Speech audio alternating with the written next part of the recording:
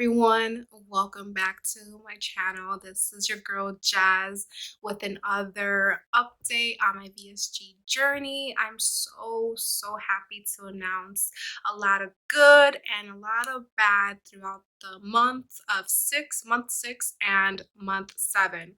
We're like about a week in month 7. I haven't reached the actual weigh-in date, which is every month for me is the 9th. But I just wanted to give you a quick update just because I didn't really get a chance to give you an update on month 6. So currently, I know what you guys really want to know. Currently, my weight is at 188. Okay. From 260 to 188. I can't even fathom the last time I was one in the 180s. Like, from to be honest, the last time that I was even around that weight was when I was back in high school. And let me tell you, that was like over 15 years ago. And yeah, if I don't eat a certain amount of calories, my blood sugar or blood pressure will go down and I'll feel a little dizzy. So, my health is good. It's just there's certain things that I need to be better at, and that's part of my goal and my journey. But I know if I like allow myself to eat like a very small portion of, let's say, some sweets, I noticed that with anything sweet I would instantly feel sick and I just don't want to eat it no more. So it's like a good and bad thing.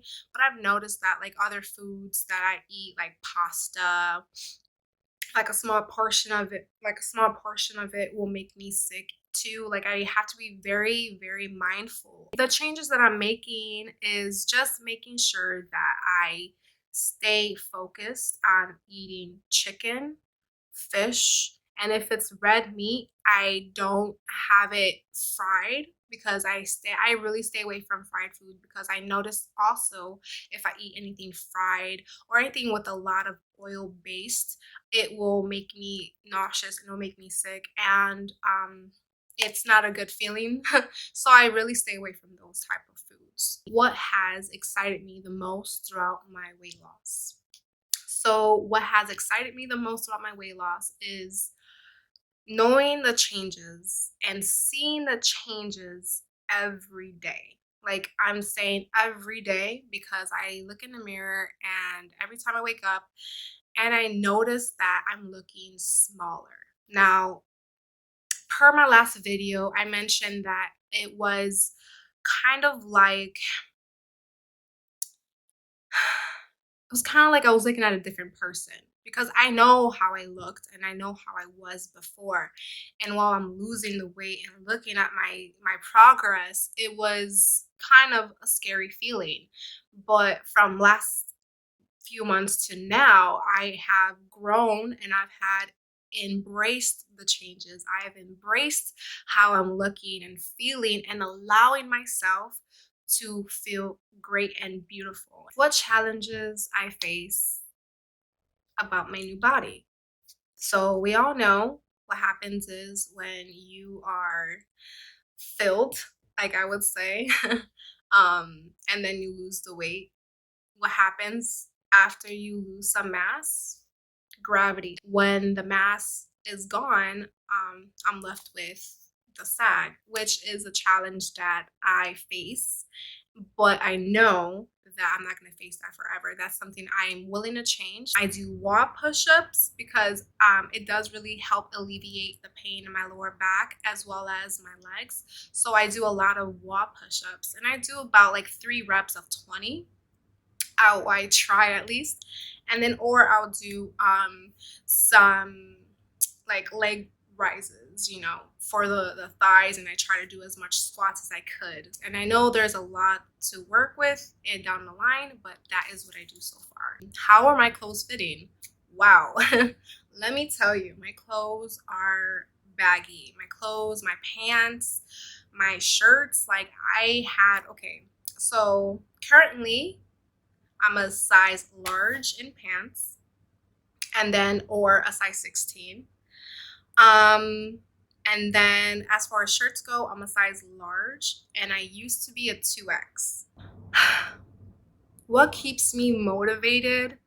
My husband, my son, keeps me and keeps my spirits high, keeps me wanting to push more because I want to be active with them and just run around and act a fool with them. You know what I mean? Like that's what keeps me going, and knowing that no matter how I look right now, this is not how I'm going to look forever, because with what I want comes with hard work and sweat and tears, and I know it's not going to come easy. And no matter how long it's going to take me to get there due to past injuries, I'm just going to continue to thrive and go for it, because why not? I'm already in this journey. The only way to look is up from here. Even though you're not able to do certain things physically, I'm not able to either. And I'm pushing myself and pushing the limits. And even though I'm sore afterwards, it makes me feel good because I actually did something about it. And I'm just trying to move forward and trying to be as happy mentally, physically, and spiritually as I can be. Because it's not just for me, it's for my family.